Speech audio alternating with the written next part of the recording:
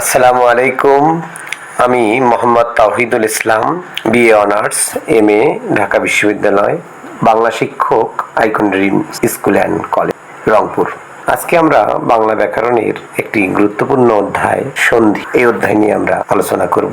সন্ধি ব্যাকরণের ধ্বনিতত্ত্বের একটি আলোচ্য বিষয়, কেননা সন্ধি ধ্বনি নিয়ে আলোচনা করে, অর্থাৎ দুটা ধ্বনির মিলনেই আসলে সন্ধি হয়।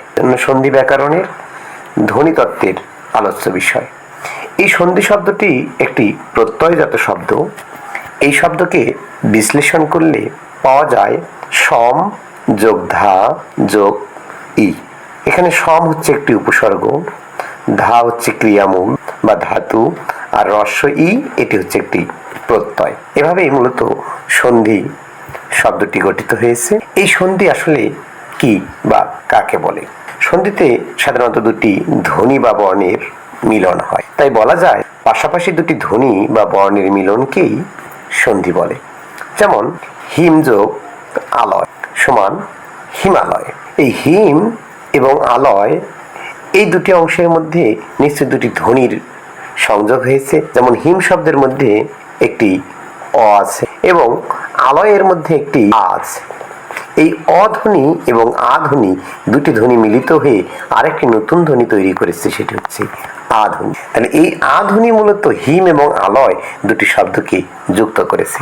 তাহলে আমরা যেহেতু বলেছি ধ্বনি তত্ত্বেরই আলোচ্য বিষয় সন্ধি, তাহলে এটি প্রমাণিত হলো যে সন্ধি আসলে দুটি ধ্বনির সংযোগ বা মিলন করে। যেমন আরো একটি উদাহরণ আমরা দিতে পারি, পরিযোগ ইক্ষা, পরীক্ষা।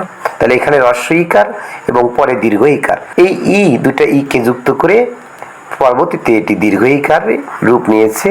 তাহলে বলাই যায় যে সন্ধি ব্যাকরণের ধ্বনিতত্ত্বের আলোচ্য বিষয় সন্ধি দুটি ধ্বনিকে মিলিত করে। এই সন্ধির উদ্দেশ্য বা কি? সন্ধির প্রধানত উদ্দেশ্য হচ্ছে এটি উচ্চারণকে সহজ করে। আমরা কখনো বলি না আমি বিদ্যা আলয়ে যাই, আমরা সবসময় বলি আমি বিদ্যালয়ে যাই। এটি বলা যেমন সহজ, তেমনি এটি শুনতেও মাধুর্যপূর্ণ হয়। এজন্য সন্ধির আরেকটি উদ্দেশ্য হলো ধ্বনিগত মাধুর্য। এখন আমরা দেখব সন্ধির প্রকারভেদ। সন্ধি সাধারণত দুই প্রকারের হয়ে থাকে, একটি হচ্ছে বাংলা সন্ধি, অপরটি হচ্ছে তৎসম সন্ধি। বাংলা সন্ধি কি?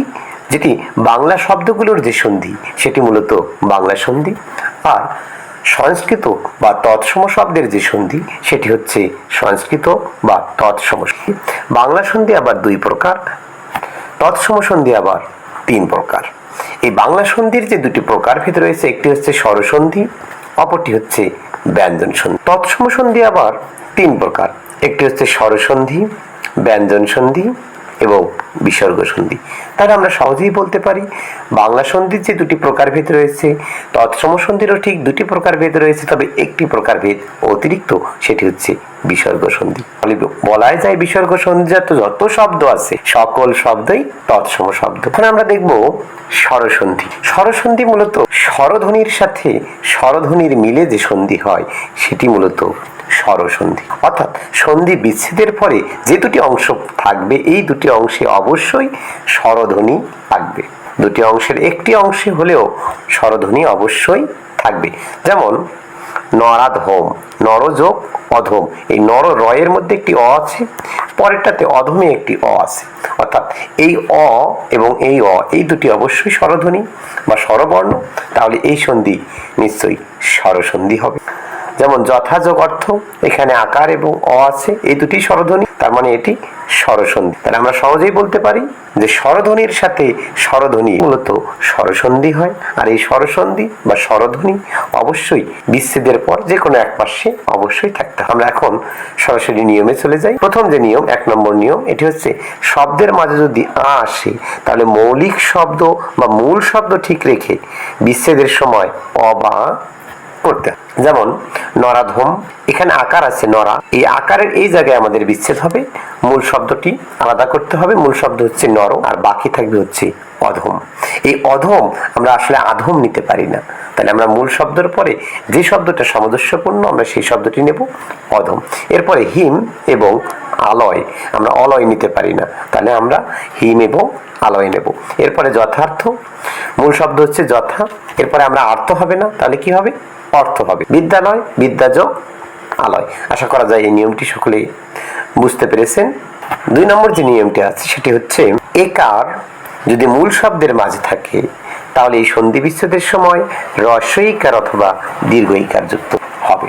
যেমন শুভ যোগ ইচ্ছা, এখানে শুভেচ্ছা শব্দের মধ্যে একটি একার দেখা যাচ্ছে, তাহলে একার থাকলে আমরা ওই জায়গায় বিচ্ছেদটা করব, তাহলে মূল শব্দ হচ্ছে শুভ, এরপরে আমরা লিখব ইচ্ছা। ইচ্ছা বানান অবশ্যই হ্রস্ব ইকার দিয়েই লিখতে হয়, তাহলে আমরা এটি হ্রস্ব ইকার দেব।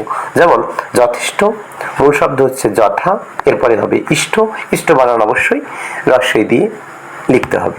তবে একটা জিনিস বলে রাখা ভালো যে যদি মূল শব্দে আমাদের এস উচ্চারণ হয় তাহলে এটি বেশিরভাগ ক্ষেত্রেই দীর্ঘ ইকার দিয়ে আমাদের লিখতে হবে। আমরা আসলে মূল শব্দের যে বানান, এই বানানটি যদি হ্রস্ব ইকার দিয়ে আমরা লিখে থাকি বাস্তবিক ক্ষেত্রে, তাহলে আমরা এটি হ্রস্ব ইকার দিয়ে লিখবো।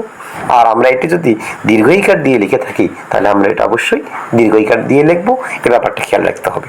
যেমন মহেশ, মূল শব্দ হচ্ছে মহা, এরপরে হচ্ছে এস। আমি এই যে একটু আগে বললাম এস যদি উচ্চারণ হয় তাহলে বেশিরভাগ ক্ষেত্রে কি হবে? দীর্ঘ ইকার হবে। এরপরে পরমেশ, এখানে একটা এস উচ্চারণ হয়েছে, তাহলে কি হবে? পরম যোগ এস। এরপরে নরেশ, এখানে এস উচ্চারিত হয়েছে, তাহলে কি হবে? নরজ এস। এরপরে নরেন্দ্র, এখানে ইন্দ্র, এখানে এস উচ্চারণ হয়নি, আর মূল শব্দ হচ্ছে নর, এরপরে যুক্ত হয়েছে ইন্দ্র, আর ইন্দ্রটা অবশ্যই আমাদের হ্রস্ব ইকার দিয়ে লিখতে হবে। আশা করা যায় বুঝতে পেরেছেন। এরপরের যে নিয়মটি সেটি হচ্ছে যদি মূল শব্দের মাঝে ওকার থাকে তাহলে এটি আমাদের যেখানে ওকার আছে সেখানে সন্ধি বিচ্ছেদটা আমাদের করতে হবে। তাহলে কি হবে? সূর্যোদয়, মূল শব্দ হচ্ছে সূর্য যোগ উদয়। এরপরে হবে গৃহর্ধ, তাহলে মূল শব্দ গৃহ যোগ ঊর্ধ্ব। আর এই ঊর্ধ্ব এবং উদয় এই দুটি শব্দের বানান আমরা নিশ্চয়ই জানি। উদয় বানান হ্রস্ব ইকার দিয়ে করতে হবে এবং ঊর্ধ্ব বানানটি দীর্ঘ ওকার দিয়ে করতে হবে। এখানে আরো একটি জিনিস মনে রাখা ভালো, সেটি হচ্ছে মুক্ত শব্দ হলে হ্রস্ব উকার হয় এবং যুক্ত হলে সাধারণত দীর্ঘ উকার হয়। এখানে মুক্তটি কি জিনিস? মুক্ত হচ্ছে এই যে সূর্যোদয়, এই শব্দটির শেষে বর্ণের দিকে আমরা একটু খেয়াল করব। শেষের বর্ণে যদি আকার, একার, রফালা, জফালা, রেপ কোনো বর্ণ যুক্ত থাকে তাহলে সেটিকে আমরা বলবো যুক্ত বর্ণ। আর যদি কোনো কিছুই যুক্ত না থাকে তাহলে এটিকে বলবো আমরা মুক্ত বর্ণ। মুক্ত বর্ণ হলে সাধারণত হ্রস্ব উকার হবে, যুক্ত বর্ণ হলে দীর্ঘ উকার হবে। তবে এটির চেয়ে গুরুত্বপূর্ণ বিষয় হলো ওই শব্দের বানানটি হ্রস্ব উকার দিয়ে নাকি দীর্ঘ উকার দিয়ে সেটি একটু খেয়াল রাখতে হবে। তাহলে গৃহর্ধ, তাহলে কি হবে? গৃহজ ঊর্ধ্ব, এখানে ঊর্ধ্ব বানান দীর্ঘ উকার দিয়ে লিখতে হবে। এরপরে মহোৎসব, এখানে কি হবে? মূল শব্দ হচ্ছে মহা, এরপরে যুক্ত হবে উৎসব। উৎসব বানান নিশ্চয়ই হ্রস্ব উকার দিয়ে লিখতে হবে। এরপরে নবরা, মূল শব্দ হচ্ছে নব, এর সাথে যুক্ত হয়েছে উরা। এখানে নবরা, এখানে একটি আকার যুক্ত দেখা যাচ্ছে, তার মানে এটি একটি যুক্ত শব্দ, তার মানে এখানে দীর্ঘ উকার হবে। গৃহর্ধতে আমরা দেখেছি রেপ আছে, তার মানে এখানে দীর্ঘ উকার দিয়ে আমরা লিখতে পারি। পরে গঙ্গর্মী, এখানে ময়ের উপর একটা রেপ দেয়া আছে, তার মানে এখানে উর্মি বানানটা দীর্ঘ উকার দিয়ে লিখতে হবে। আর এছাড়াও আমরা জানি উর্মি বানান দীর্ঘ উকার দিয়েই লিখতে হয়। আশা করা যায় বুঝতে পেরেছেন।